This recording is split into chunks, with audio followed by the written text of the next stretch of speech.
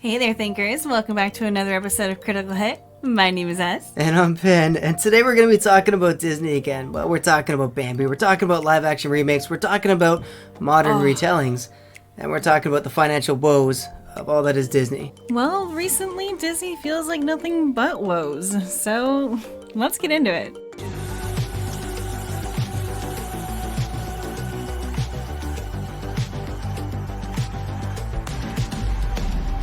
This is from Canoe.com, and Disney being warned off, of live-action modern retelling of Bambi. So, of course, the 1942 classic being turned into a modern live-action film. And this is where I want to start because I want to talk about how Disney's modern retellings are, let's say, impacting Disney in a financial way. You mean how the main character has to be perfect in every situation? You know, Bambi was supposed to have a lot of faults. That's the whole thing. Go through a lot of adversity. But anyways, how has Disney become too woke? You hit on head here at Canoe.com. Has Disney become too woke? I would say yes, but let's not spoil the ending. A modernized Bambi, pretty sure the story would still work today, just as is, of course, people on Twitter are saying. And I wonder what they mean by modernized retelling. So I'm going to tell you, this is what they said, not to spoil the plot, but there's a treatment of the mom dying that I think some kids and some parents these days are more sensitive about than they were in the past, said Beer. And I think that's one of the reasons that they haven't shown it to children. So that's just one of the reasons. Of course, they're going to handle it in a more sensitive way, and I'm not opposed to making things more kid-friendly. That's not what we're talking about. But what I'm talking about is the studio plans to update Bambi with a modern twist, including the possibility of downplaying the death of the lead character's mother. And realistically, this is just over and over again modern retellings, and when I hear modern audiences, I don't think of a nice and easy way for kids to learn about death. You know, like The Lion King, I guess. Well, The Lion King didn't do, neither did Bambi, but it was very abrupt. No. But that was a very traditional way of storytelling, and now when they're going to retell it, I got a feeling that really just means they're going to insert. Oh yeah, do you know what I have heard? I've heard that Bambi might be gender swapped to being a female. Then, so help me God, if Aquafina is Thumper, I'm gonna lose it. I will riot. Well, and that's what I mean. I don't think modern retelling necessarily means in any way, shape, or form a good thing. I think it's synonymous with a terrible retelling, is what I'm trying to get at.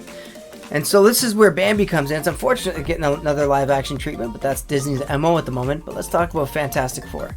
So this just comes out from 2 days ago. Comic Book News. Fantastic Four, again, said to be a woke disaster. So this is Marvel's first kick at the can with Fantastic Four. And none of the Fantastic Four films have been traditionally amazing, but I mean watchable, that's for sure. And I got a feeling this one might just be the first one where you don't even tune in.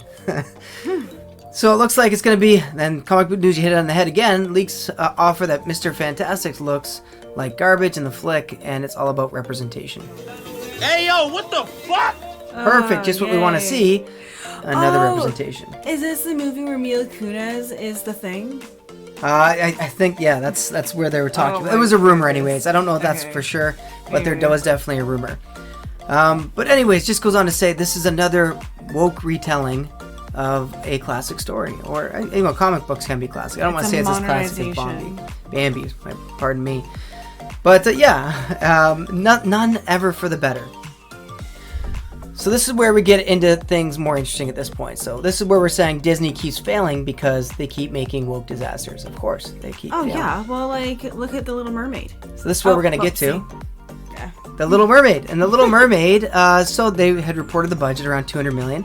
Actually, turns out the production budget ended up soaring to nearly $300 million. That means doubling its losses at the box office. So it had about a $550 or $560 million take-home. But that's just revenue, I should say. Distribution, marketing fees, everything on top of that. I mean, it needed somewhere between $750 to $800 million to break even. Meaning this one lost. We thought it was about break even when the last production budget. Now it looks like it's losing at least $100 million. And so that's pretty big for a live action retelling of from Disney. Now we don't know how some of them did. The Peter Pan movie was pretty bad, never went to theaters, of course. I mean, so it's hard to tell. You mean the Wendy movie? The Wendy movie. And then you also had Pinocchio. Pinocchio was the one I was thinking of, live action retelling. Yeah. And again, both awful movies, never went to theaters, probably would have lost a ton of money. They didn't even get a chance to recoup it because I think Disney knew they had stinkers on their hands. So they tried with this one, and actually during an earnings call with Bob Iger. He went on to investors to say Disney was going to show its true form with The Little Mermaid. It wasn't going to be another flop. That is not the case anymore. No, that was definitely a flop. This was from Bounding Into Comics from October 3rd, 2023. And so this is where I want to get into this. Disney continues to lose money. We're seeing it over and over again. And now I want to talk about, this is from Reuters, and Comcast moves up its date for the Hulu deal with Disney to September 30th. So they haven't actually had to buy it quite yet, but their end of year were September 30th, so we're going to see some news about this fairly soon. But Disney has to buy Comcast. Last earnings call, they said they had about $12 billion or so with all liquidity, including their credit cards. Let's say, everything they have, all lines of credit. So this is their end of year, and this is where they have to buy Hulu, and Hulu is going to have to be bought for about, the highest estimates I've seen right now, about $27.5 billion. So can Disney get that money? They're already in deep with creditors due to buying everything. Since 2005, Bob Iger, Bob the Builder, has been on a buying spree. Mm-hmm. Pixar, Marvel, Lucasfilms, Fox for like $80 billion. He overpaid like crazy for it. His company was only worth about $100 billion at the time, so $80 billion was massive purchase for them. And so they had to go, of course, into a lot of debt. Now they have to go into more debt, if they can go into debt at this point, it looks like, to buy Comcast. As they continue to fail, and looks like they're going net negative. Last earnings call, they did report a loss. I think it was about $400 million. And this earnings call will be November 8th, and we're going to find out really how they're doing. Not well. Yeah, so this is from Walt Disney Company talking about the earnings call. It's going to be November 8th at 4:30 p.m. Eastern. We're going to find out how well they're doing at the moment, and I don't think so, because what we just saw is two things. Right after their earnings call, or right after they learned of all their financials that would have to put them together at the end of year, two things Disney did. They put their tickets on sale, which they never do for Disneyland in California. So now it's on sale. That's for kids to go. They essentially get to go for free, which Disney's never really, let's just say historically, they don't do that. And number two, you can now get essentially 2 months free in Canada, at least Canada, for streaming Disney+. So they're really trying to bolster those numbers right now. They're trying to get people in. It looks like Disney's hurting pretty bad. I think they're trying to boost their numbers before they have to release their numbers so that it doesn't hurt their stock value and make it plummet. Yeah, it's a good call. And they did release that 2 months free package about 2 weeks leading into the last earnings call here. Kind of like padding the extra subscribers. Come over here. Or say 2 weeks leading into their end of year. It definitely could have boosted their numbers a little bit. We'll see. They lost about $12 million last quarter. They reported. We'll see what happens this time around. But with Disney raising their prices now, I know they did a quick, free to boost the numbers, but they're raising their price for Disney+.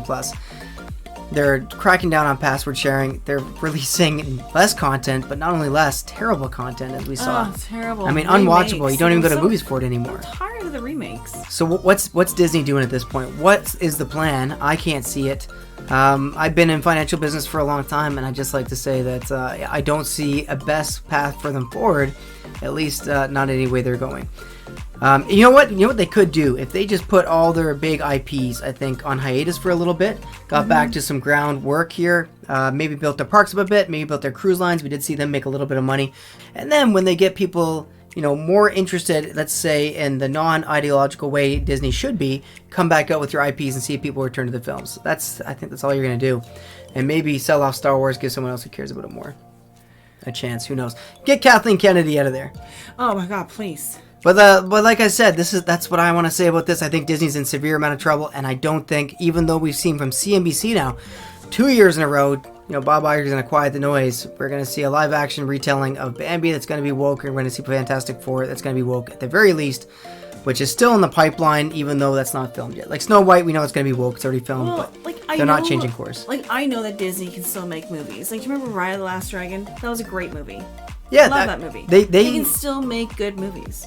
So I don't know why they're making these remakes. They have animation studios that know, like animators that know how to do their jobs. They have directors in films, for the most part. Losing John Lasseter was pretty detrimental in Pixar, but they have directors in films, sure, they can absolutely, for the most part, and especially in animated, tell a good story. The problem is they can't write a good story. No.